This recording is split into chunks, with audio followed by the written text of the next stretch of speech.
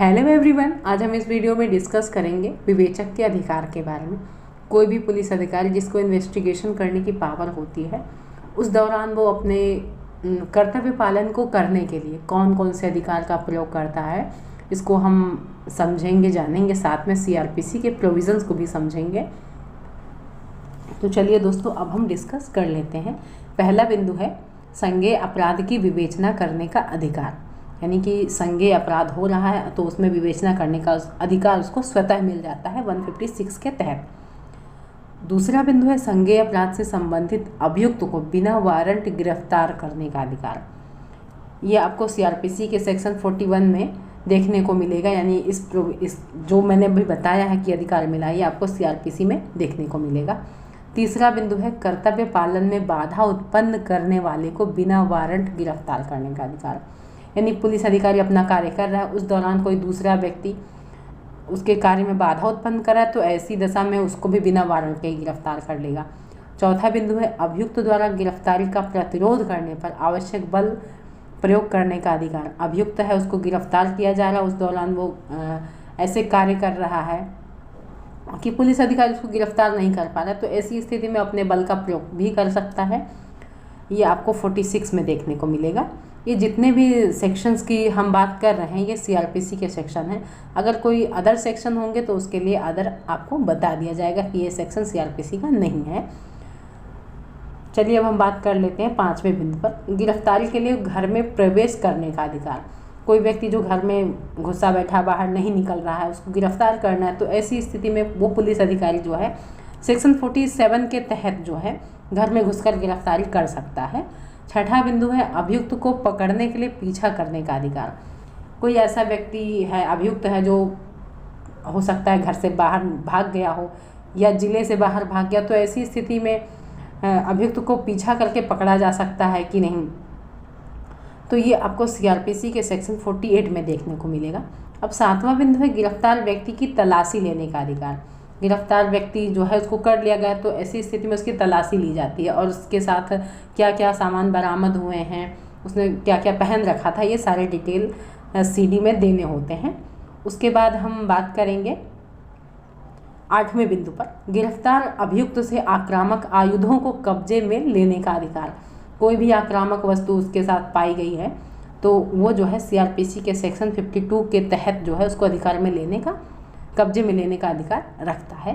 9वां बिंदु है अभियुक्त का शारीरिक परीक्षण चिकित्सक से कराने का अधिकार। ये आपको सीआरपीसी के सेक्शन 53 में जो है इसके प्रोविज़न मिल जाएंगे कि चिकित्सक से उसको परीक्षण करवा सकता है। 10वां बिंदु है अपने अधीनस्थ अधिकारी जो होते हैं उनके द्वारा गिरफ्तारी कराने का अधिकार। कोई भी पुलिस अधिकारी जो है हो सकता है कि अपने अधीनस्थ किसी व्यक्ति से, किसी पुलिस ऑफिसर से उसकी गिरफ्तारी करवा ले, ये आपको धारा 55 में देखने को मिलेगा। 11वां बिंदु है गिरफ्तार अभियुक्त को 24 घंटे तक अपनी अभिरक्षा में रखने का अधिकार रखता है। ये आपको सीआरपीसी के सेक्शन 57 में देखने को मिलेगा। 12वां बिंदु है अपराध से संबंधित अभिलेखों को निरीक्षण हेतु मांगने का अधिकार।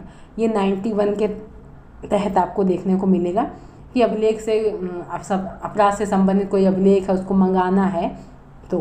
अब 13वां बिंदु है संदिग्ध चोर की संपत्ति को कब्जे में लेने का अधिकार।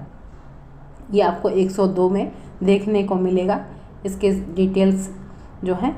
14वां बिंदु है अभियुक्त से या संदिग्ध व्यक्ति से पूछताछ करने का अधिकार। ये आपको 161 में देखने को मिलेगा। 161 तो लगभग हर कोई समझता है। मकान की तलाशी लेने का अधिकार जो है ये 15वां बिंदु है, मकान की तलाशी लेने का अधिकार। ये आपको 165 सीआरपीसी के सेक्शन में देखने को मिलेगा।